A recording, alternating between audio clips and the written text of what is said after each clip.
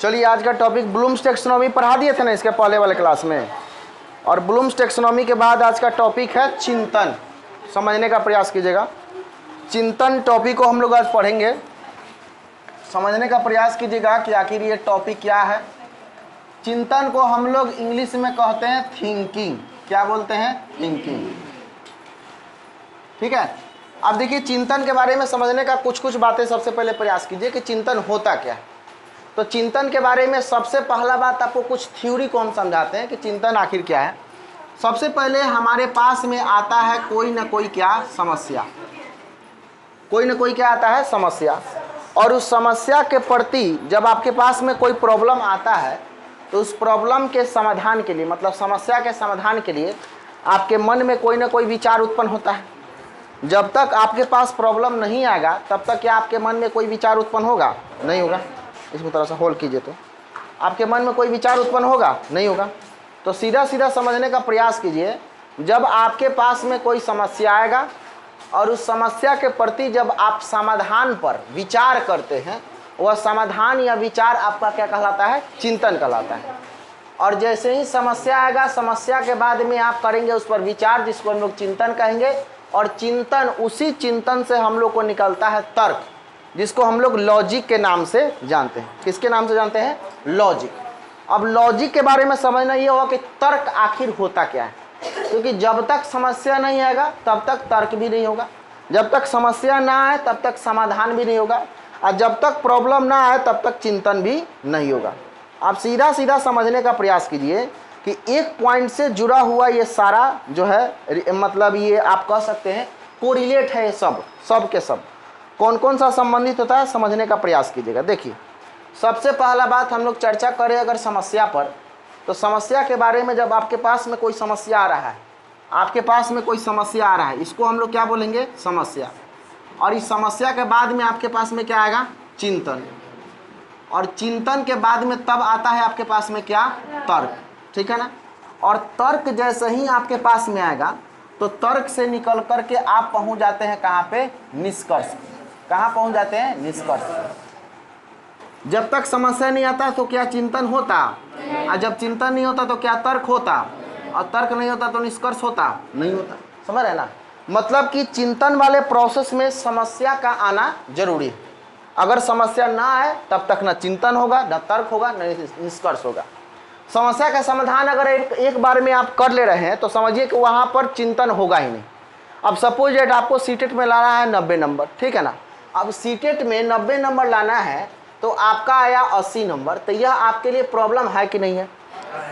है। लेकिन सीटेट में लाना है 90 नंबर और आपके आ गया 110 नंबर, तो क्या आपके लिए प्रॉब्लम है? नहीं है। तो अगर 110 नंबर आया है तो इस पर आप विचार कीजिएगा कि कैसे आ गया, इस पर विचार नहीं कीजिएगा। लेकिन 80 नंबर आपका आएगा तब ये आपके लिए क्या है? प्रॉब्लम है। इस पर आप जरूर विचार कीजिएगा कि 80 नंबर आखिर क्यों आया, आखिर 90 नंबर पर हम क्यों नहीं पहुंच पाए, क्यों ऐसा हुआ? क्योंकि आपके लिए यह समस्या है 80 नंबर आना, लेकिन 110 नंबर आना आपके लिए समस्या नहीं है। ठीक है।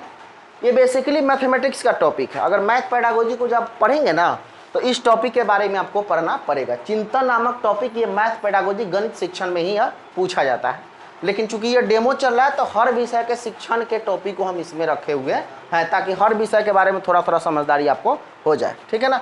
अब समझने का प्रयास कीजिए, जब यहाँ पर हम कोई भी मैथ लिखते हैं कि 5 गुना 2 बराबर क्या होगा। अब ये 5 गुना 2 बराबर क्या होगा, अगर आप गुना करने की विधि को, प्रविधि को नहीं जानते हैं तो आपके लिए समस्या है ना, कि 5 गुना 2 बराबर क्या होगा। अगर हम आपके पास एक सवाल और लिखें कि 5 + 2 बराबर क्या होगा, अगर आप प्लस के विधि प्रविधि को नहीं जानते हैं तो आपके लिए यह भी क्या है? एक प्रकार का समस्या है कि भाई 5 + 2 बराबर क्या होगा, है ना।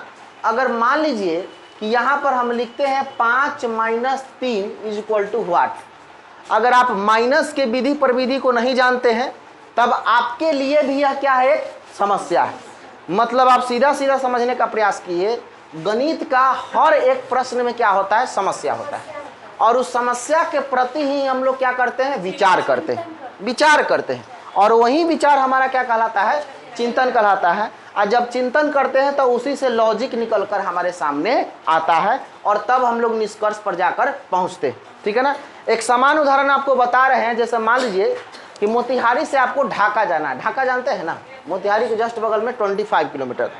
मोतिहारी से अगर आपको ढाका जाना है तो एक सीधा रास्ता है, बहुत ही सिंपल रास्ता है ना। और इस होकर के आप जा रहे थे, मान लीजिए कि ये हैं आप, समझने का प्रयास कीजिएगा चिंतन को।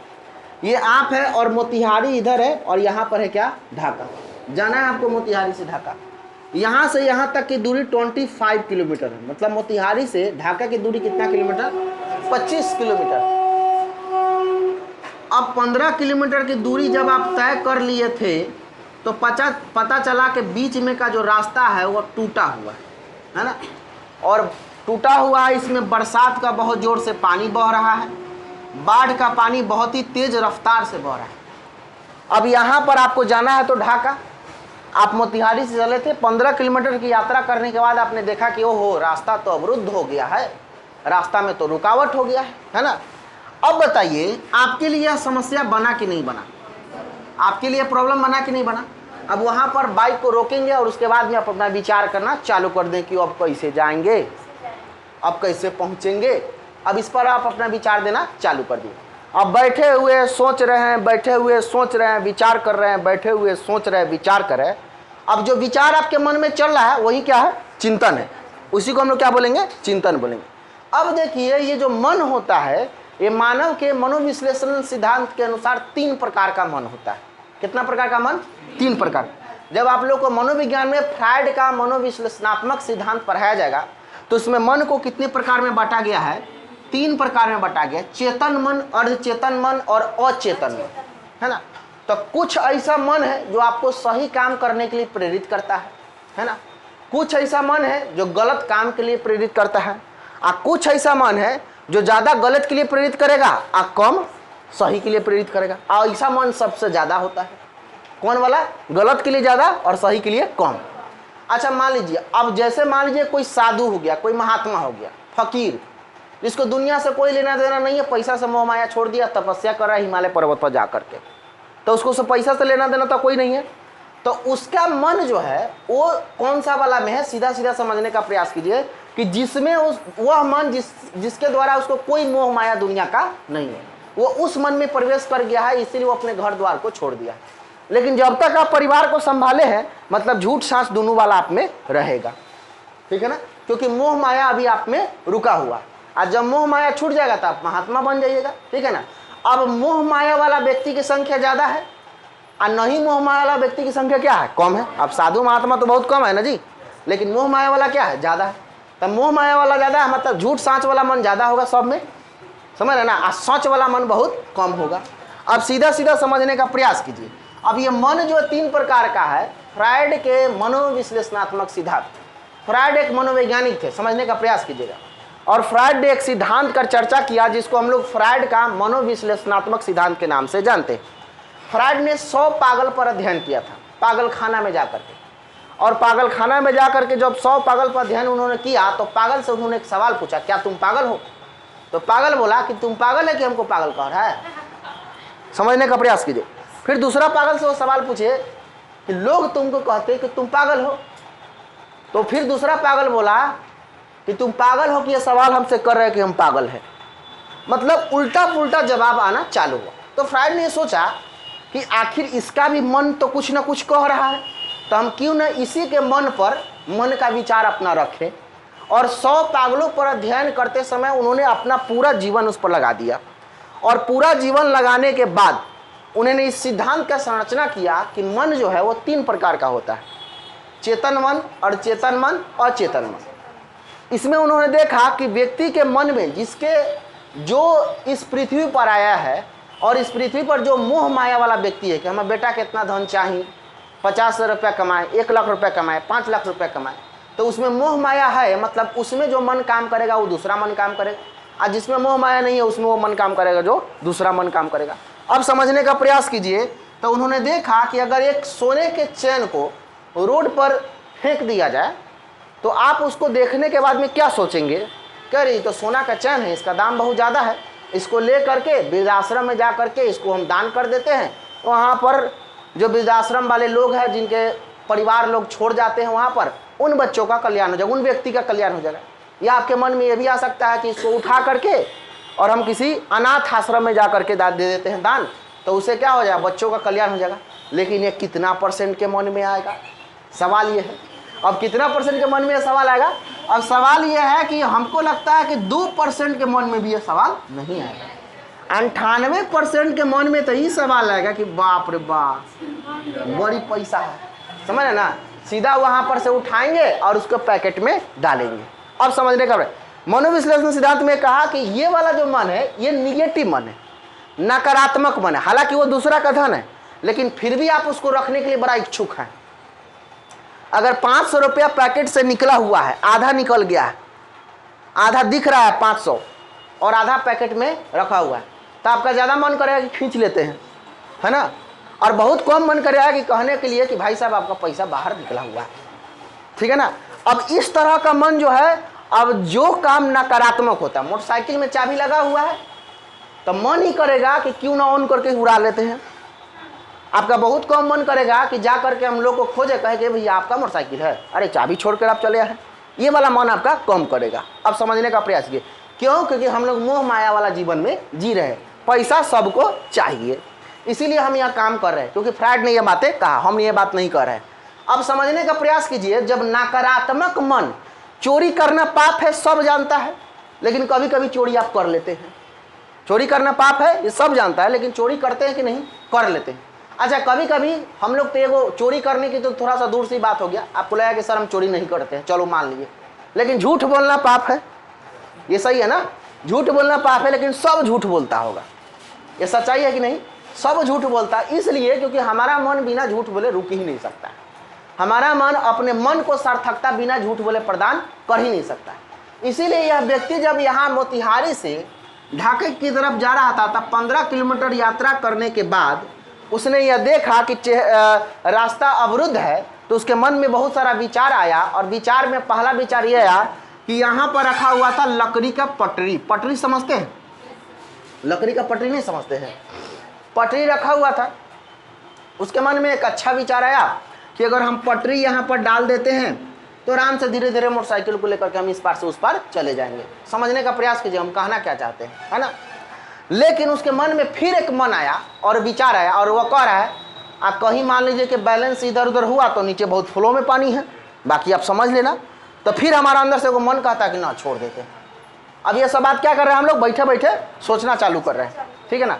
उसके बाद एक और खतरनाक वाला मन आएगा कि मोटरसाइकिल अभी नया है, ऑन करते हैं, 1 नंबर में लगाते हैं, सीधा उड़ा देते हैं। इतना दूर तो है, सीधे 1 नंबर में लगाएंगे, सीधे उड़ा देंगे। समझने का प्रयास कीजिए।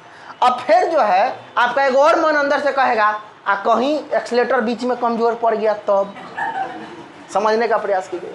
अब समस्या ये है, अब ये सब हम लोग क्या कर रहे हैं? बैठे बैठे विचार करना, मोटरसाइकिल बैठा हुआ आदमी ये सब बतवा सोच रहा है। फिर एक और मन आया उसके पास, और एक और मन आया तो वह कह रहा है कि नहीं, दुर्घटना से देर भली, है ना। ये अच्छा वाला मन है।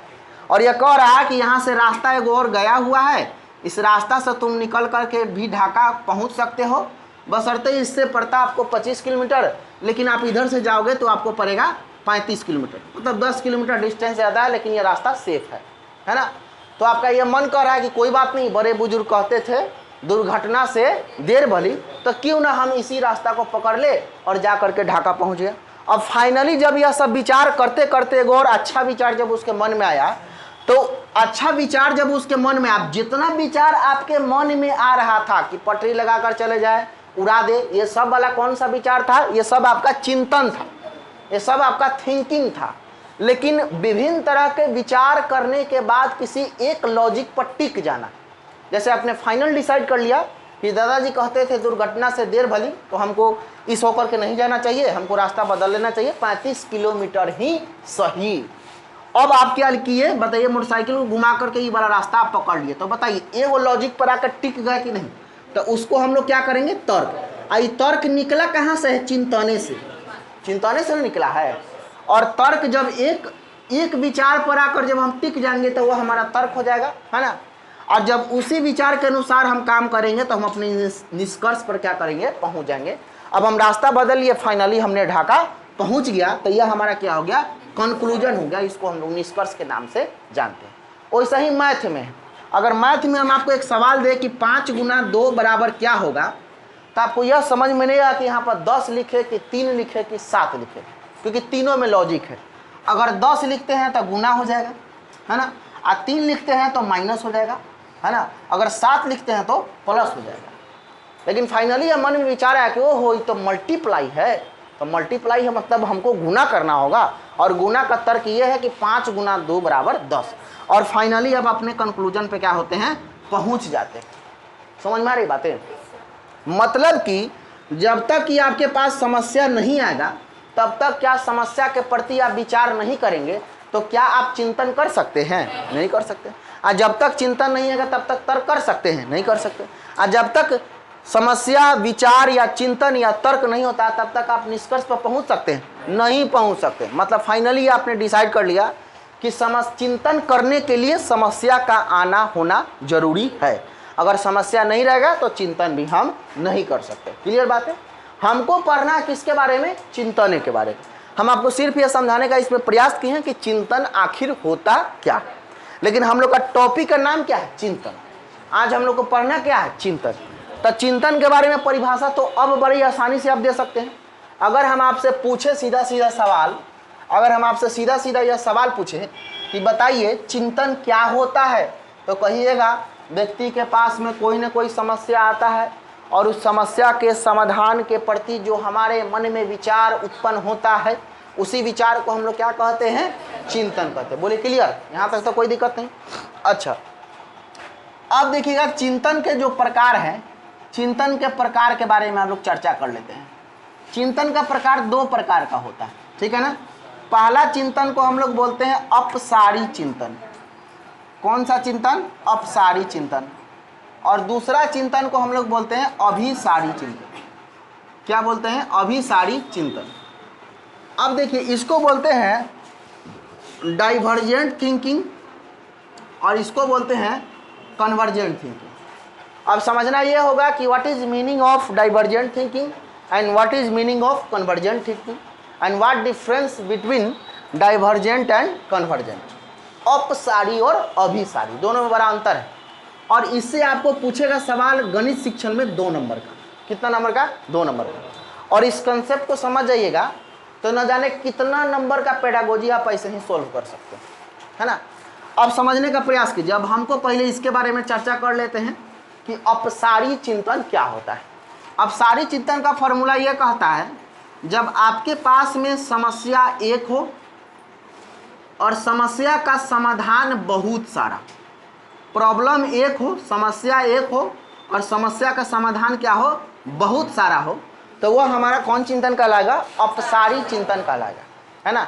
देखिए, समस्या एगो है और समस्या का समाधान चारों तरफ फैला हुआ है, मतलब यह कौन चिंतन कहलाएगा? अपसारी चिंतन। एगो क्वेश्चन हम आपके सामने लिख रहे हैं।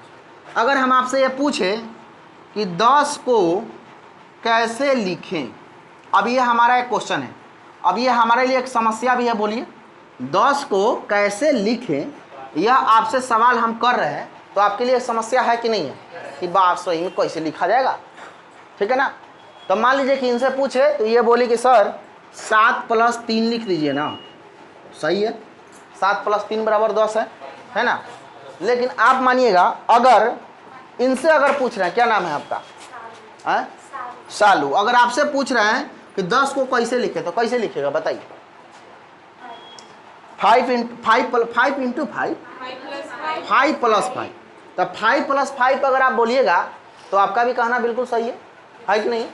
अगर इनसे पूछेंगे तो बताइए 10 को कैसे लिखेंगे बताइए? नहीं, उसको कैलकुलेशन करके लिखना है कि किन किन संख्या को जोड़कर हम 10 को बना सकते हैं। 5 × 5 नहीं, लेकिन 7 + 3 तो हम आराम से 10 लिख सकते हैं। 5 × 5 25 ना हो जाएगा हो। अब देखिएगा यहाँ पर 7 + 3 लिखा गया है ना, तो कोई बात नहीं, 8 + 2 लिख सकते हैं ना। बोलिए ना। अगर उनसे सवाल पूछेंगे कि 10 को कैसे लिखे, तो इसमें ये भी बोल सकते हैं कि सर 10 + 0 लिख दीजिए ना। अगर उनसे पूछ रहे हैं तो ये कह रहे हैं कि सर क्या दिक्कत है अगर 6 + 4 लिख देते हैं, तो कोई दिक्कत है क्या? ये भी कहना सही है भाई। है कि नहीं। लेकिन उनसे पूछ रहे हैं तो ये कह रहे हैं कि सर अगर हम 0 + 10 = 10 लिखते हैं कोई दिक्कत है क्या? ये भी कहना सही है, बोलिए ना। अच्छा, अगर हम किसी और से सवाल पूछते हैं तो ये कहते हैं कि सर अगर 2 × 5 लिखते हैं तो कोई दिक्कत है क्या? ये भी दिक्कत नहीं है। अब समझने का प्रयास कीजिए, हमारे पास में समस्या केवल क्या है? एक ही है। क्या है समस्या? कि 10 को कैसे लिखें। लेकिन आप देखिए हमारे पास में समाधान क्या है? बहुत सारा हो गया। समाधान बहुत सारा हो गया ना। अब समाधान वो काहे से बज रहा है जी? क्या दिक्कत हो रहा है? समस्या हमारे पास में एक है और इसका समाधान क्या है बताइएगा? बहुत सारा है। अब बताइए, यह जो चिंतन होगा इसको हम लोग अपसारी चिंतन के नाम से जानेंगे। इसका नाम डाइवर्जेंट इसलिए पड़ा क्योंकि यह डाइवर्ट होता है।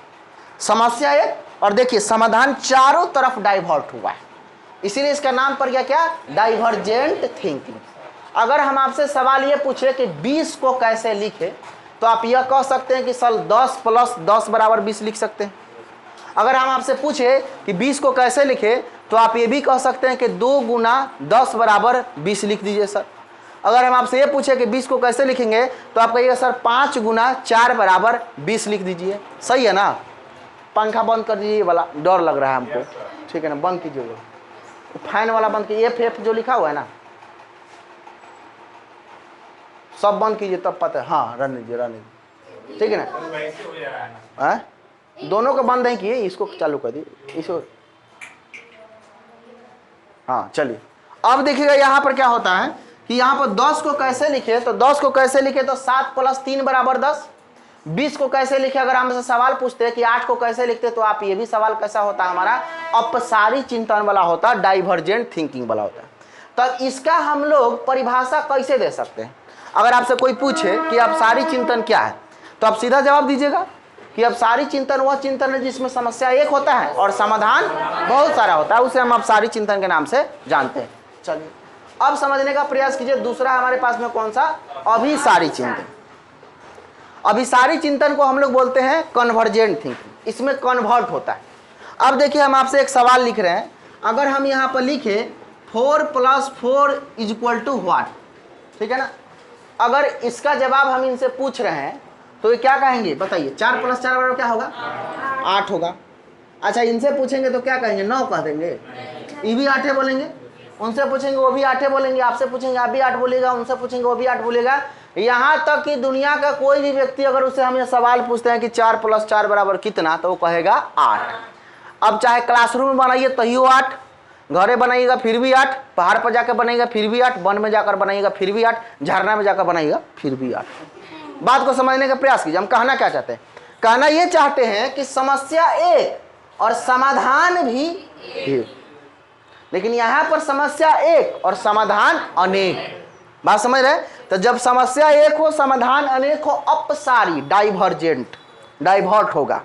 और जब समस्या एक हो और समाधान भी एक हो तो उसको क्या बोलेंगे? अभिसारी। इसको हम लोग बोलेंगे कन्वर्जेंट थिंकिंग।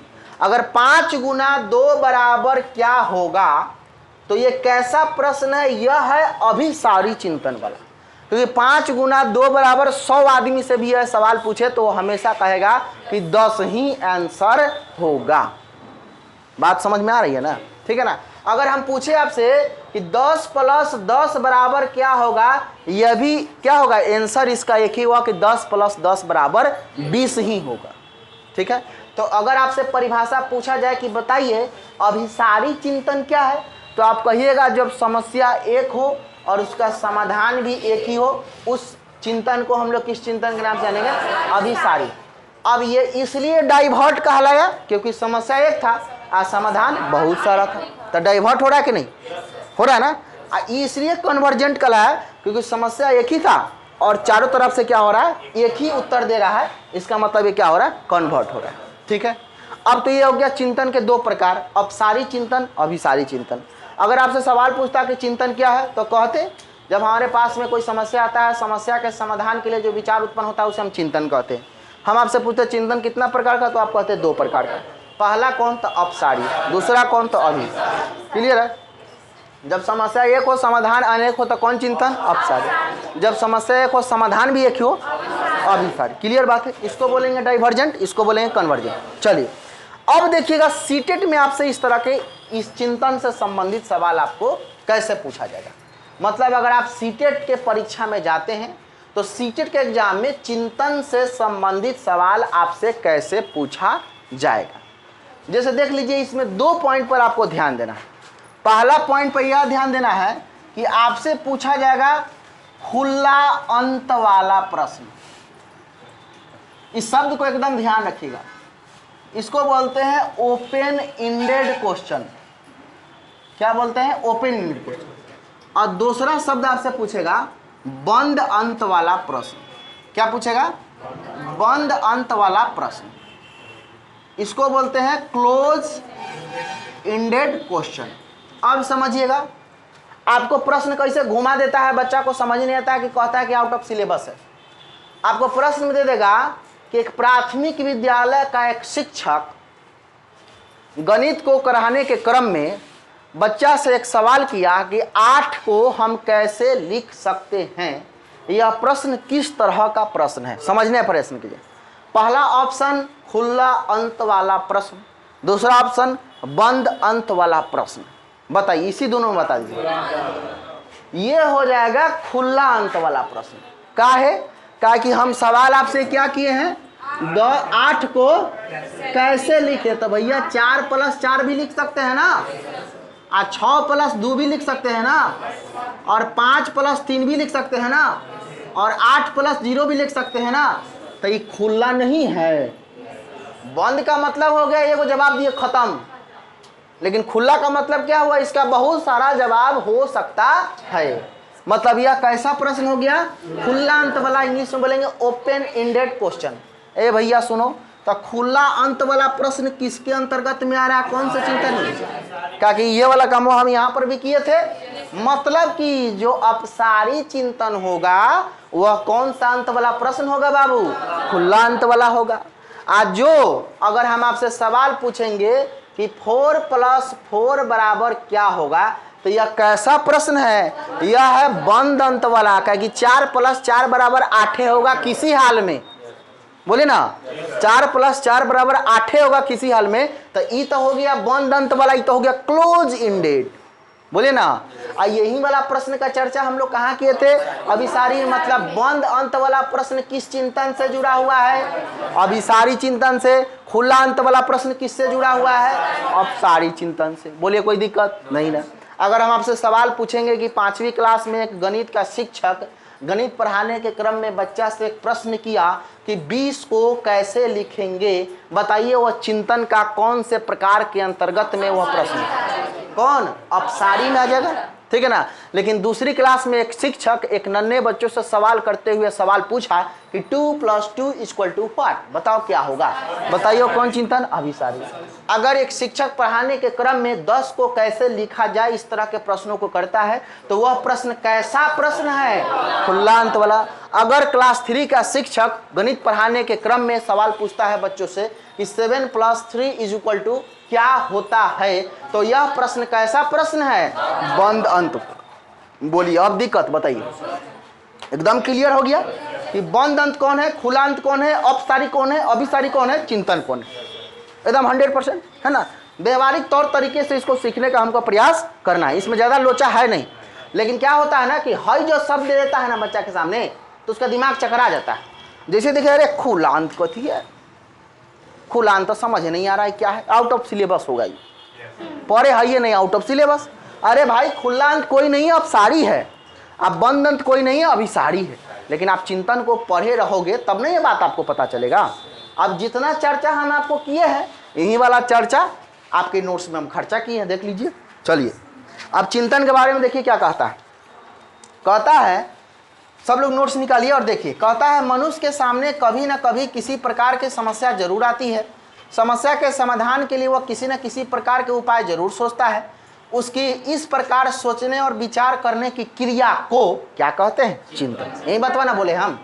अब देखिए चिंतन 2 प्रकार का होता है, लिखा हुआ है। एक पहला अपसारी, दूसरा अभिसारी।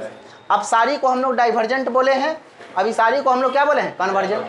अब इसमें देखिए क्या कहता है, आप सारी में कहता है ऐसा चिंतन जिसमें व्यक्ति एक ही समस्या के समाधान के लिए भिन्न भिन्न प्रकार से सोचते हैं। अंडरलाइन कीजिए उसको, भिन्न भिन्न प्रकार को, भिन्न भिन्न प्रकार से सोचते हैं। मतलब एक चिंतन, ऐसा चिंतन जिसमें एक ही समस्या के समाधान के लिए भिन्न भिन्न प्रकार से अगर आप सोचते हैं तो भिन्न भिन्न विधियों के द्वारा विचार करता है, उसे हम कौन चिंतन कहेंगे? अपसारी चिंतन कहेंगे, डाइवर्जेंट थिंकिंग कहेंगे। बोले clear? Diagram of divergent thinking, diagram भी बनाया गया आपके नोट्स में, देख लीजिए, है ना। और डायग्राम में यह कह रहा है कि डायग्राम में देखिए डाइवर्जेंट थिंकिंग में क्या कह रहा है, कह रहा है कि क्वेश्चन बीच में क्या है? एक है। क्वेश्चन क्या है? एक है, और इसका आइडिया बहुत सारा है। देखिए ना, आइडिया चारों तरफ फैला हुआ है, मतलब ये कौन चिंतन हो गया? डाइवर्जेंट। आप देखिए लिखा हुआ है बगल में 6 को कैसे लिखेंगे लिखा हुआ है, तो देखिए 2 + 4 3, 2 × 3, 3 × 2 लिखा हुआ है। इस सब के माध्यम से हम लिख सकते हैं। तो देखिए वहां पर लिखा हुआ, यहाँ समस्या एक है लेकिन विचार हमारे बहुत सारे हैं। अरे भैया, जब समस्या एक विचार बहुत सारा था, कौन चिंतन? अब सारी चिंतन। बोले क्लियर? अच्छा आगे देखिए, अब कहता है यहाँ हम देख रहे हैं कि हमारे पास एक क्वेश्चन है, मतलब समस्या एक है, और आइडिया मतलब हमारे विचार, हमारे समस्या का सॉल्व करने का लिए आइडिया मतलब सॉल्यूशन बहुत सारे हैं। मतलब ये कौन चिंतन है? अपसारी। बोले क्लियर? आगे आ जाइए। उसके बाद आपके सामने फिर लिखा होगा अभिसारी चिंतन, लिखा हुआ है। चलिए अब देखिए फिर इस मंडलान कीजिए, कहता है एक ऐसा चिंतन होता है जिसमें हम एक ही समस्या के प्रति श्रेष्ठ विचार, श्रेष्ठ विचार मतलब एक गो विचार, फैक्ट विचार रखते हैं ना। तो एक समस्या के प्रति श्रेष्ठ विचार करते हैं। दूसरे शब्दों में अगर कहें तो केवल एक ही बिंदु पर केंद्रित होकर के चिंतन करना, एक बिंदु पर सेंटर्ड होकर के चिंतन करना कौन चिंतन कहलाएगा? अभिसारी चिंतन कहलाएगा। अभिसारी चिंतन में अधिक विकल्पों और विचारों का फैलाव का स्थान नहीं दिया जाता है। सही बात है, अधिक विकल्पों और विचारों का फैलाव कहाँ पे होगा? अपसारी में ना होगा, क्योंकि ये ना है खुला वाला, ये तो है बंद वाला। बोलिए ना। अब कहता है अभिसारी चिंतन में अधिक विकल्पों विचारों का फैलाव नहीं होता। जो समस्या है उस पर श्रेष्ठ विचार, फैक्ट विचार, वास्तविक विचार पर बल दिया जाता है। 2 × 2 = 4 होगा तो होगा, ये हमारा श्रेष्ठ विचार है। और ये कौन चिंतन है? अभिसारी चिंतन। बोले क्लियर? अच्छा देखिए एग्जाम्पल दिए हुए हैं, 2 + 3 = 5 लिखा हुआ है आपके नोट्स में। तो लिखिए, हमें यहाँ पर लिखे हैं कि यहाँ पर समस्या 2 + 3 है, तो इस समस्या पर हम जो विचार किए हैं वो श्रेष्ठ विचार है, मतलब 5 होगा तो होगा। डायग्राम भी आपके सामने बनाया हुआ है, लेकिन डायग्राम में एरो उल्टा दिया गया है, ठीक है ना। एरो जो ऊपर की तरफ गया होगा उसको नीचे की तरफ कीजिए, क्योंकि ये कन्वर्ट ना हो रहा है भाई, ये जुड़ रहा है ना। तो एरो ऊपर की तरफ नहीं होकर के सीधे, जैसे ये एरो ऊपर की तरफ ऐसे दिया होगा ना, इस तरह से दिया है ना, तो इसको एरो के इधर से करके इधर कर लीजिए आंसर की तरफ में, ठीक है। तो देखिए इसमें क्या कहता है, आंसर में आंसर एक ही होगा, फैक्ट चाहे कितना हो जाए लेकिन आंसर क्या होगा उसका एक ही होगा।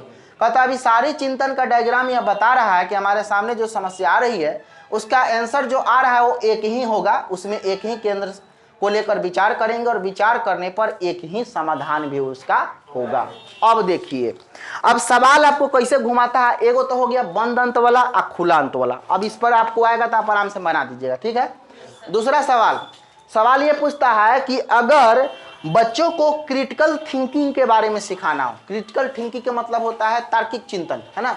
अगर क्रिटिकल थिंकिंग के बारे में सिखाना हो, बच्चा में चिंतन का विकास कराना हो, बच्चा में रुचि को डेवलप कराना हो, बच्चा को अन्वेषण करता या खोज करता बनाना हो, तो निम्नलिखित में से कौन से चिंतन पर ज्यादा जोर देंगे? अभिसारी पर कि अपसारी पर? अपसारी पर काहे? क्योंकि बताइए आप ही कि ज्यादा दिमाग लगाने का मौका बच्चा को यहाँ मिला कि यहाँ मिला? अपसारी वाला में नहीं मिला है। 20 को कैसे लिखें, तो वो दूसरे दिमाग लगाओ, तीसरा लगाओ, चौथा लगाओ, पांचवा लगाओ, छठा लगाओ, सातवां लगाओ। तो बच्चा में चिंतन का सबसे ज्यादा विकास कौन से चिंतन में हो रहा है? अपसारी में। लेकिन रट्टा मार कौन है? अभिसारी, है ना। तो हम यह कह सकते हैं कि स्मरण को विकसित करने के लिए हम लोग किस चिंतन का प्रयोग करेंगे? स्मरण मतलब खाली याददाश्त को, तब हो जाएगा अभिसारी। लेकिन बच्चा को अगर अन्वेषण करता मतलब खोज करता या वैज्ञानिक विधि को प्रदर्शित करना है, या बच्चा को प्रैक्टिकल आपको बनाना है, बच्चा को प्रायोगिक ज्ञान देना है, बच्चा में चिंतन का विकास कराना है, बच्चा में थिंकिंग का विकास कराना है, बच्चा को ज्यादा से ज्यादा उसका मानसिक विकास के क्षमता का विकास कराना है तो कौन से चिंतन में एक शिक्षक को ज्यादा काम करना चाहिए? अपसारी चिंतन में ज्यादा काम करना चाहिए, क्योंकि ये ओपन इंड है और ये क्लोज इंडेड है। बोलिए समझ में आ गया? तो सवाल 2 नंबर का तो आपको ये खुला वाला बंद वाला, ठीक है ना। एगो और इसमें से यही वाला घुसा देता है जो हम अभी बोले हैं कि बच्चा में चिंतन के विकास के लिए निम्नलिखित में से चिंतन के कौन से प्रकार पर ज्यादा ध्यान केंद्रित करना चाहिए एक टीचर को? तो कौन वाला को? अपसारी वाला। बोले क्लियर? बस हो गया। अब देखिए इसमें डिफरेंस कुछ ना कुछ दिया होगा। अब दोनों में बेसिक अंतर क्या है समझने का प्रयास कीजिए। देखिए अंतर क्या कह दिया है, अभिसारी चिंतन और अपसारी चिंतन में अंतर देखिए क्या है। अभिसारी चिंतन एक तरफ लिखा हुआ है और अपसारी चिंतन एक तरफ लिखा हुआ है, ठीक है। तो अभिसारी चिंतन में कहता है कि इसमें एक ही समस्या के प्रति एक ही विचार करते हैं। हाँ, एक समस्या के प्रति एक विचार। कौन चिंतन? अभिसारी चिंतन, ठीक है ना। इसमें कहता है कि इसमें एक ही समस्या के समाधान के लिए भिन्न भिन्न विधियों के द्वारा विचार किया जाता है, अलग अलग विधियों के द्वारा विचार किया जाता है। कौन हो जाएगा? अपसारी। अब इतना तो आपको समझदारी जरूर हो गया होगा कि भैया अलग अलग विचार तो अपसारीय में होता है, अलग अलग विचार तो डाइवर्जेंटे में होता है ना, ठीक है ना।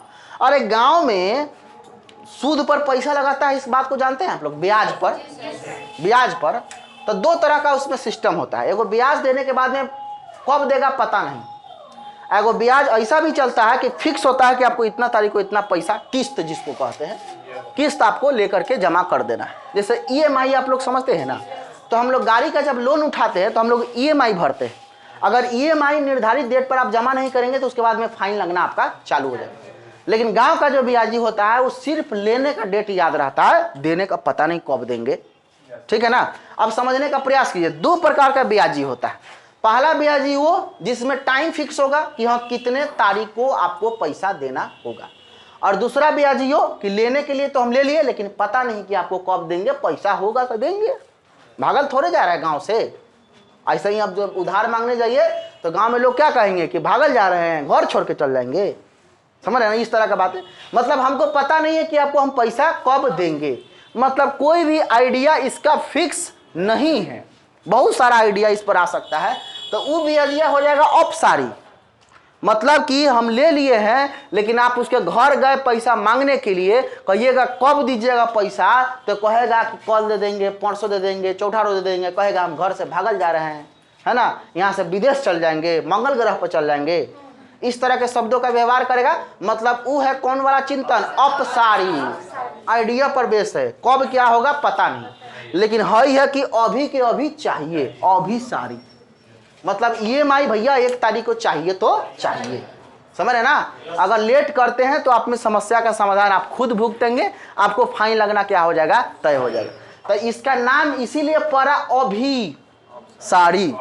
अभिसारी मतलब ये हो गया कि अगर हम पैसा दिए हैं तो 1 तारीख अगर ब्याज आपका फिक्स है तो अभी के अभी आपको देना ही होगा। ये कौन चिंतन हो गया? अभिसारी। तो ब्याजे वाला पर सोचिए ना, कब देंगे पता नहीं, देंगे कल, परसों, चौथा रोज, जब मन करेगा तब, तो वो हो गया अपसारी। लेकिन अभी आपको देना होगा, वो हो गया अभिसारी। बोले क्लियर? अब इतना कहने के बाद नहीं समझते, धरती पे बोझ है आप, समझ रहे हैं। इतना कहने के बाद अगर चिंतन के प्रकार को नहीं समझते तो इतना उदाहरण दे दिया, अब तो समझ में आ ही गया होगा, है कि नहीं। अब देखिए डिफरेंस में कहता है क्या कि इसमें एक ही समस्या के प्रति एक विचार करते हैं, वो अभिसारी हो गया। इसमें कहता है इसमें एक ही समस्या के समाधान के लिए भिन्न भिन्न विधियों के द्वारा विचार करते हैं, अलग अलग विधियों के द्वारा विचार करते हैं, तो वो कौन हो जाएगा? अपसारी। क्लियर? अच्छा एक और देख लीजिए, ये फिक्स होता है। हाँ, कौन फिक्स होता है? अभिसारी। अभी के अभी फिक्स है कि नहीं? बोलिएगा, अभी के अभी फिक्स है कि नहीं है? तो ये कौन चिंतन हो गया? अभिसारी। ये कहता है कि इसमें फिक्स ना होता है, जाओ ना परसों दे देंगे, काहे परेशान है ना। तो वो फिक्स नहीं है, मतलब वो कौन चिंतन है? अपसारी। ठीक है। उसके बाद कहता है ये क्लोज इंडेड होगा। हाँ बात आ गया ना, क्लोज इंडेड होगा। तो क्लोज इंडेड बताए थे ना, बंद अंत वाला, तो बंद अंत वाला कौन है? अभिसारी। ठीक है ना। कहता है क्योंकि इसमें चिंतन एक ही बार करते हैं इसीलिए क्लोज है। और उसमें कहता है यह ओपन इंडेड होगा क्योंकि इसमें चिंतन विभिन्न प्रकार से होता है। किसमें विभिन्न प्रकार से होगा? अपसारी वाला में विभिन्न प्रकार से होगा। है ना। तो ई हो गया हमारा ओपन इंडेड, सॉरी ये वाला हो गया हमारा ओपन इंडेड और ये वाला हो गया हमारा क्लोज इंडेड। ये ओपन इंडेड, ये close ended, open ended close ended. बच्चों का चिंतन का विकास ओपन इंडेड में कि क्लोज इंडेड में? ओपन में। बच्चा के क्रिटिकल थिंकिंग का डेवलपमेंट ज्यादा कहाँ होगा? ओपन इंडेड, ओपन इंडेड में, ठीक है, खुला अंत वाला प्रश्नों में, ठीक है ना। चाहे अगर बच्चा के चिंतन का विकास अगर आपको कराना है तो ज्यादा बच्चों से किस प्रकार का सवाल करना चाहिए? तो खुला अंत वाला प्रश्न ही करना चाहिए। खुला अंत वाला प्रश्न कीजिएगा ना तब बच्चा उसमें दिमाग लगाएगा, लेकिन क्लोज एंडेड वाला प्रश्न कीजिएगा तो सीधा सीधा रटा हुआ आंसर वह मार देगा, ठीक है ना। जैसे हम आपसे एक सवाल पूछे कि भारत की राजधानी कहाँ है, समझिएगा, भारत की राजधानी कहाँ है, तो यह किस तरह के प्रश्न है? क्लोज एंडेड के ओपन एंडेड? बताइए। यह क्लोज एंडेड है भैया, दिल्ली होगा तो होगा। भारत की राजधानी कहाँ है, यह क्लोज है ना भाई, दिल्ली होगा तो होगा, मुंबई हो ही नहीं सकता, खाली दिल्ली पर ना ध्यान दीजिएगा। लेकिन उसी प्रश्न को अगर हम पूछ दे कि भारत की राजधानी दिल्ली के बारे में निम्नलिखित में से कौन सा कथन सत्य है, तब तो ये हो गया अपसारी। कह कि मैं बहुत दिमाग लगाया कि भैया ये सही है कि नहीं है, ये सही है कि नहीं है, ये सही है कि नहीं, ये सही है कि नहीं। मतलब अगर बच्चा में क्रिटिकल थिंकिंग डेवलप कराना है तो हमको कौन से चिंतन पर ज्यादा जोर देना होगा? अपसारी वाले पर। क्लियर? कोई दिक्कत नहीं। अब देखिए इसमें क्या कहता है, कहता है यह आइडिया पर नहीं बल्कि फैक्ट पे बेस होता है। हाँ, कौन फैक्ट पे बेस होता है? अभिसारी वाला। इसमें कहता है यह आइडिया पर बेस्ड होता है। कौन आइडिया पर बेस होता है? अपसारी। अपसारी वाला कौन होता है? Idea based. बोले क्लियर? अब आपको समझ में आ गया हो कि चिंतन क्या है, चिंतन के दो प्रकार कौन कौन है, कौन से प्रकार को कैसे परिभाषित करेंगे, क्लोज इंडेड क्या है, ओपन इंडेड क्या है, इसमें का क्वेश्चन जब आएगा आपसे तो कैसे बनेगा। बोले क्लियर? अगला नेक्स्ट चैप्टर पे आ जाइए। चलिए अब आइएगा, नेक्स्ट चैप्टर हमारे पास में होगा वेन हीले का ज्योमेट्री थ्योरी। इसको अभी छोड़िएगा नहीं तो दिमाग खराब हो जाएगा, आगे बढ़िएगा, ठीक है ना। आगे आते हैं निर्देशन एवं परामर्श, ठीक है ना, गाइडेंस, उसके आगे वाला पाइएगा। हाँ, निर्देशन एवं परामर्श, गाइडेंस एंड काउंसलिंग है ना। चलिए इसके बारे में भी समझने का थोड़ा सा प्रयास कीजिए, हम आपको इंट्रोडक्शन दे देते हैं, ठीक है। ये वाला क्लियर हो गया ना, पूरा मिटा है ना। चलिए ये सब लिखा हुआ है आपके नोट्स में। देखिए हम आपको जो भी पढ़ाएंगे ना वो सारा का हम आपको इसी तरह से नोट्स देते जाएंगे। कोई भी चीज आपको यहाँ पर क्लास में आकर के लिखना नहीं, कुछ भी नहीं लिखना। हर विषय का नोट्स है हमारे पास, जो विषय पढ़ाएंगे वो नोट्स आपके हाथ में रहेगा। बांट देते हैं पहले एक दिन, उसके बाद ही हम पढ़ाते हैं, ठीक है ना। ये नहीं कि हाँ उसके बाद में क्या होता है, हाँ जिस दिन आप अब्सेंट रहिएगा तो उस दिन आपको नहीं मिलेगा, सही बात है। इसीलिए कहेंगे हम आपको कि रेगुलर रहिएगा तो कंटेंट आपको समझ में आएगा, रेगुलर नहीं रहेगा तो थोड़ा सा दिक्कत होगा, थोड़ा परेशानी होगी, दूसरा क्या, ठीक है। चलिए अब आते हैं दूसरा टॉपिक पर जिसका नाम है निर्देशन एवं परामर्श। निर्देशन क्या होता है, परामर्श क्या होता है, इसके बारे में समझने का प्रयास कीजिए। अगर आप लोग बीएड किए होंगे तो सेकेंड ईयर में 50 नंबर का एक ऑप्शनल पेपर होता है और ऑप्शनल पेपर में हेल्थ एंड एजुकेशन का भी ऑप्शन रहता है और उसमें गाइडेंस एंड काउंसलिंग का भी रहता है ना। वही वाला टॉपिक है, अगर आप इसको पढ़ लेते हैं तो सेकेंड ईयर में एकदम धुआं उड़ा दीजिएगा, वो 50 नंबर वाला में, ठीक है ना। देखिए क्या होता है इसमें सबसे पहली बात है कि सीटेट पढ़ने के बाद में आपको क्या होगा ना फायदा। अगर आप मान लीजिए कि बीएड अभी कर रहे हैं, इसमें बहुत सारे बच्चे हैं, पेयरिंग वाले भी आते हैं, फर्स्ट ईयर वाले आते हैं, तो उनको सबसे बड़ा फायदा क्या हुआ कि सीटेट की तैयारी के साथ साथ में ना उनका एग्जाम का भी तैयारी अच्छा हो जाता है। क्योंकि यहाँ पर हम पेडागोजी पढ़ाते पढ़ाते ये सब चीज़ों को इतना डेवलप करा देते हैं कि उसका लिखने का तरीका और लहजा उसको समझ में आ जाता है। बहुत सारे बच्चों का बीएड का एग्जाम हुआ है सेकेंड ईयर वाला का, बहुत लोग लिख करके भेजता है कि सर उसको पढ़े थे लेकिन इधर फायदा हुआ है, क्योंकि वही चीज़ हम यहाँ पर पढ़ाते हैं, ठीक है ना। निर्देशन एवं परामर्श, इसीलिए हमारे पास में जब बच्चा फोन करता है कहता है कि सर अगर हम फर्स्ट ईयर में है तो क्या हम पढ़ सकते हैं, हमको बिल्कुल पढ़ सकते हैं। पढ़ने से आपको दो फायदा हो जाएगा, तो कॉलेज की तैयारी हो जाएगा जो आपका फर्स्ट ईयर सेकंड ईयर का एग्जाम है, और दूसरा बात ये कि शुरू से आप सीटेट की तैयारी में लग जाइएगा तो फाइनल होते होते मार दीजिएगा। आना तो कितना बच्चा तेज जो विद्यार्थी होता है वो पूरा कहेगा पहले हम फाइनल कर लेबू तब जब, समझ है ना। मतलब 2 साल पहले उसको झेल लगा, उसके बाद में वो तीसरा साल हमारे पास में आएगा। तो क्या होता है ना कि जब आप कॉलेज पीरियड में जाते हैं फर्स्ट ईयर का जो जुनून होता है वो सेकेंड ईयर में नहीं रहता है, देखे होंगे। और फर्स्ट और सेकेंड ईयर का जो जुनून होता है वो पास होने के बाद में नहीं रहता। तो जुनून और जज्बा और समय ये बहुत जरूरी चीज़ होता है, इसका इंपॉर्टेंस रखिए आप, इसका महत्व रखिए। आप कॉलेज में एडमिशन लेते हो तो पहला दिन जब आपको ड्रेस मिला होगा और जब बैच मिला होगा, ये क्या बोलते हैं आईडी कार्ड, है ना, तो उसको पहन कर पहले दिन जाने का मजा ही कुछ अलग है कि नहीं है। लेकिन 2 साल के बाद में उसके बाद उस ड्रेस से अब इंटरेस्ट क्या हो जाता है, खत्म हो जाता है। लेकिन पहले दिन बड़ा एक्साइटमेंट रहा होगा, ओहो ड्रेस मिला है एकदम फॉर्मल एकदम, समझ रहे हैं ना। अब समझ रहे हैं, इसलिए क्या होता है पढ़ाई में भी ऐसा ही होता है। तो हम कहते हैं कि जब कॉलेज से आप जुड़ गए तो ये काम होता आपको करना ही है, तो इधर भी जुड़ जाइए। इससे दो गो फायदा होगा, कॉलेज वाला काम भी हो जाएगा और उसके बाद में ये भी काम हो जाएगा। हम अपने बैच का टाइमिंग भी ऐसे रखते हैं कि कॉलेज भी आपका नहीं छूटेगा। अगर पढ़ने वाले छात्र हैं तो आप कॉलेज जाकर भी कर सकते हैं, ठीक है ना। हम ये नहीं करें कि आपको नहीं करना है, क्योंकि सुबह और शाम में ही हम बैच रखते हैं, दोपहर में तो बैच है नहीं। तो इसलिए हम रखते हैं सुबह और शाम में बैच, ताकि कॉलेज वाले छात्र अपना कॉलेज जाकर के कर ले, कोई दिक्कत वाली बात नहीं। अब आइएगा निर्देशन एवं परामर्श की बात कर लेते हैं। निर्देशन क्या है, परामर्श कहते हैं। इसको भी हम देहाती अंदाज में सिखाते हैं। देखिए मान लीजिए कि यह आपका घर है, यह आपका घर है, नहीं बना क्या अच्छा मान लीजिए कि यह आपका घर है, अब मत हंसिएगा, बन जाएगा, 2 मंजिल है, ठीक है ना। अच्छा उसके बाद में देखिएगा यह हमारा कोचिंग है, ठीक है ना, एएन टीचिंग सेंटर है ना। और ये कहाँ, जनमारी चौक पे, अभी इसी वाला ब्रांच की बात कर रहे हैं। और ये घर जो है आपका, ये टाउन थाना के पास में, टाउन थाना दिख रहा है ना, हाँ, तो टाउन थाना के पास मान लीजिए आपका घर नहीं है, लेकिन फिर भी मानिए वहाँ पर है। तो एक दिन जो है ना आपको एएन टीचिंग का एक एडवर्टाइजमेंट मिला, मतलब एक पोस्टर मिल गया आपको, और उस पर लिखा हुआ था नियर रेलवे गुमती प्राज्ञा पुस्तक केंद्र के वाली बिल्डिंग में 2nd फ्लोर पर लिखा हुआ था।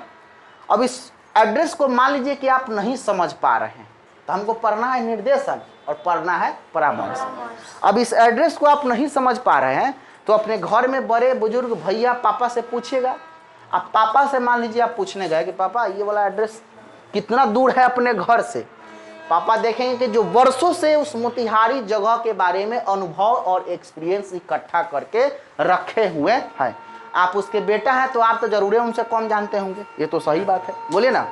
अब आप उनसे गए पूछने कि यह एड्रेस जो है अपने घर से इस एड्रेस की दूरी कितनी है, आप सवाल ये पूछे, तो आपके पापा एड्रेस देख के बोले कि अच्छा नियर रेलवे गुमती, अरे यहाँ से मात्र 500 मीटर की दूरी पर यह एड्रेस है।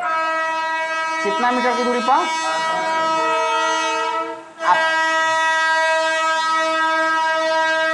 500 मीटर कह दे तब, चाहे ½ किलोमीटर कह दे तब, बात दोनों दो है का, बात तो एक ही है। तो पापा जी बोले कि यहाँ से ये जो एड्रेस तुम्हारे पोस्टर पर लिखा हुआ है उसकी दूरी कितना है, 500 मीटर है, मीन्स ½ किलोमीटर है। समझ रहे ना बात को। अच्छा दूसरे दिन क्या हुआ कि जब आपको यह सेंटर के बारे में पता लगाना था तो बच्चा पापा से पूछे तो वो बोले कितना, 500 मीटर, ठीक है ना। अंकल से एक दिन जा करके पूछे कि एड्रेस कितना दूरी पर है यहाँ से घर से, तो वो भी बोले कि यह एड्रेस 500 मीटर की दूरी पर है। पापा जी के द्वारा दिया गया बच्चा को यह सुझाव है, सजेशन है कि हाँ जो तुम एड्रेस पूछ रहे हो यहाँ से 500 मीटर की दूरी पर है। तो ये हो गया हमारा क्या, निर्देशन। निर्देशन हमेशा वरिष्ठ से कनिष्ठ को दिया जाता है। वरिष्ठ मतलब होता है बड़ा और कनिष्ठ मतलब होता है छोटा। तो छोटा से बड़ा को दिया जाने वाला सजेशन क्या कहलाता है, निर्देशन कहलाता है, डेट इज गाइडेंस। उसको क्या बोलते हैं हम लोग, गाइडेंस। निर्देशन कभी भी सच होता है, झूठ नहीं हो सकता। निर्देशन एकदम से अडिग होता है, सार्थक होता है। क्यों, क्योंकि निर्देशन किसी अनुभवी व्यक्ति के द्वारा ही दिया जा सकता है, ठीक है ना। तो केवल सच होगा, वरिष्ठ से कनिष्ठ को दिया जाएगा, बड़ा से छोटा को दिया जाएगा, वह हमारा क्या कहलाएगा, निर्देशन कहलाएगा, ठीक है बात। परामर्श में आइए। परामर्श में क्या होता है कि प्लस माइनस दोनों चलता है, मतलब कि झूठ और सच दोनों। आप जो है घर से जब निकले तो मम्मी बोली कि बउआ मीना बाजार से हमारा दर्द का गोली लेते आना, पैर में बड़ी दर्द है। समझने का प्रयास कीजिए, है ना। तो मम्मी का बात मानना है। और जैसे घर से निकल रहे थे तो दोस्त फोन कर दिया कि माधव में बड़ी अच्छा सिनेमा लगा हुआ है, चला जाए आज 3 से 6 में, समझ रहे ना। तो दोस्तों का बात मानना है। और दोस्त फिर एक और फोन किया कि आजे भर है BA 2nd पार्ट का मार्कशीट बट रहा है, MS कॉलेज आ जाना, है ना। तो आपको MS कॉलेज भी जाना है। आप 5 बजे से हमारे बैचो है एएन टीचिंग में। अब ये सब काम सुधा करके आपको आना कहाँ पे है, एएन टीचिंग में। अब जैसे ये घर से आप निकलिएगा तो डायरेक्ट हाई वाला तो डिस्टेंस आपको पता है कि 500 मीटर है। लेकिन काम को खत्म करते हुए पहुंचना है कहाँ पर, एएन टीचिंग में। अब मान लीजिए कि आप यहाँ से मीना बाजार, टाउन थाना से मीना बाजार चले गए और मीना बाजार से पते नहीं लग रहा है कि प्रसाद मेडिकल, प्रभात मेडिकल किधर है। किसी व्यक्ति से बोले भाई साहब सुनिए ना प्रभात मेडिकल किधर है, तो बोलेगा बस 10 कदम आगे।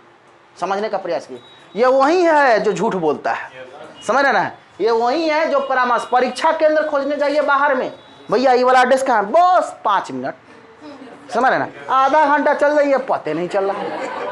अब इसमें क्या होता है, वो भी एक प्रकार का क्या दे रहा, सुझाव ही दे रहा है, सुझाव दिया ना, लेकिन वो सुझाव सच होगा कि झूठ होगा पता नहीं, क्योंकि उसमें झूठ और सच दोनों चलता है। उसी तरह से दवा खरीदने के लिए किसी व्यक्ति से पूछे कि प्रभात मेडिकल किधर है, बोलेगा बस बगले में, और बगल का मतलब कि भाई हम यहाँ पर गए वहाँ पर मिल जाना चाहिए, लेकिन ऐसा होता नहीं है, ठीक है ना। पूछते पूछते हम लोग प्रभात मेडिकल में पहुंच गया, उसके बाद में पते नहीं चल रहा कि माधव सिनेमा जाए तो जाए कैसे। फिर आप किसी व्यक्ति से सवाल पूछे कि भैया माधव सिनेमा वाला रास्ता कौन था, बोलेगा बस सीधे जाके बाएं मुड़ जाइएगा, दाएं मुड़ जाइएगा, बाएं मुड़ जाइएगा, दाएं मुड़ जाइएगा, चले जाइएगा। समझने का प्रयास, कितना किलोमीटर है, बगले में है 3 किलोमीटर हालांकि वहाँ से, ठीक है ना। अब देखिएगा समझने का, अब वहाँ से भी आप जाना चालू किए तो फिर आप हेल्प लिए ना किसी से माधव सिनेमा जाने के लिए। माधव सिनेमा से फिल्म मूवी जब खत्म कर लिए तो पता नहीं चल रहा है कि भैया एमएस कॉलेज किधर से जाएं। फिर किसी से सवाल पूछे कि भैया एमएस कॉलेज कौन रास्ता जाए, बस दाहिने बाएं दाहिने पहुंच जाइए। फिर आप चले गए कहाँ पर, एमएस कॉलेज। आप समझने का, एमएस कॉलेज से फिर आप आ गए कहाँ पर, एएन टीचिंग में। आपने अपने समस्या के समाधान के लिए बीच बीच में किसी से हेल्प लिया है कि नहीं लिया, लिया है ना। और जब लिया है तो आपने ये देखा है क्या कि हमरा से बड़ा है कि छोटा है, किसी से ले लिए है ना। आखिर पूछने से पहले पूछते हैं भैया आपका डेट ऑफ बर्थ कितना है, तो 95, आप तो छोटे हैं छोड़िए हटाइए। ऐसा करते हैं क्या, नहीं करते हैं ना। किसी से आप यह सवाल कर सकते हैं, मतलब आप अपने समस्या का समाधान कर लेते हैं। तो वरिष्ठ से कनिष्ठ को जो दिया जाता हो, या कनिष्ठ से वरिष्ठ को, मतलब बड़ा से छोटा को, छोटा से बड़ा को दिया जाने वाला सुझाव क्या कहलाता है, परामर्श कहलाता है। That is counselling. समझ रहे ना, काउंसलिंग झूठ और सच दोनों होगा, लेकिन गाइडेंस केवल क्या होगा, सच होगा। गाइडेंस केवल वरिष्ठ से कनिष्ठ को दिया जाएगा। काउंसलिंग वरिष्ठ या कनिष्ठ किसी को भी कोई भी दे सकता है। गाइडेंस वही करेगा जिसके पास में अनुभव होगा, एक्सपीरियंस होगा, लेकिन काउंसलिंग बिना अनुभव और एक्सपीरियंस को भी कोई भी आपको दे सकता है, क्योंकि यह आपका पर्सनल समस्या है, यह आपका व्यक्तिगत प्रॉब्लम है। व्यक्तिगत समस्या को दूर करने के लिए व्यक्ति को दिया जाता है क्या, परामर्श। लेकिन कभी कभी सामूहिक समस्या को दूर करने के लिए दिया जाता है क्या, बताएगा, गाइडेंस। ठीक है बात। अगर हम ग्रुप में एक नोटिस डालें कि हमारा ब्रांच एएन टीचिंग यहाँ से हट करके उगम पांडे के जस्ट सामने वाली गली में चला गया है, तो यह सामूहिक समस्या था आप लोगों का कि सर ब्रांच कहाँ है, ब्रांच कहाँ है। सामूहिक समस्या था कि नहीं। इसके लिए हमने एक स्पेशल नोटिस रिलीज किया, उस पर एएन टीचिंग का मोहर लगा हुआ है, साइन किया हुआ है। बताइए वो निर्देशन है कि परामर्श है, निर्देशन है, क्योंकि वो सामूहिक समस्या को समाधान कर रहा है। लेकिन ये वो बच्चा उगम पांडे के पास में आकर के फ़ोन कर रहा है कि सर जी हमको तो समझ नहीं रहा किधर है। अब उसका व्यक्तिगत प्रॉब्लम है कि उसको एएन टीचिंग नहीं मिल रहा है, तो उसके लिए हम फिर सहायता जो करेंगे, या किसी व्यक्ति से वो सवाल पूछा कि एएन टीचिंग किधर है, उसका जो समाधान हो रहा है दैट इज काउंसलिंग, उसको परामर्श कहेंगे। बोलिए समझ में आ रहा है। परीक्षा में, परीक्षा के पहले जो निर्देश दिया रहता है कि अभ्यर्थी अपने सेंटर पर 30 मिनट पूर्व पहुँचे, लिखा हुआ रहता है। अभ्यर्थी अपने OMR को रंगने के लिए नीले या काले बॉल पॉइंट का यूज करे, लिखा हुआ रहता है। ये सब क्या है, निर्देशन है कि नहीं है, जो सबके लिए समान है। लेकिन परामर्श क्या होता है, किसी व्यक्ति का व्यक्तिगत समस्या को दो। अब इस पर बहुत सारा चर्चा हम लोग करेंगे। फिलहाल आपका टाइम हो गया, क्योंकि 4 बजे से एम ठाकुर सर का यहाँ पर बैच भी है, ठीक है ना, तो हमको रूम खाली करना होगा। और देखिए कल से या परसों से, ठीक है ना, तो कौन कौन लोग इसमें ब्रांच वो हमारा देखा हुआ है ये बताइए।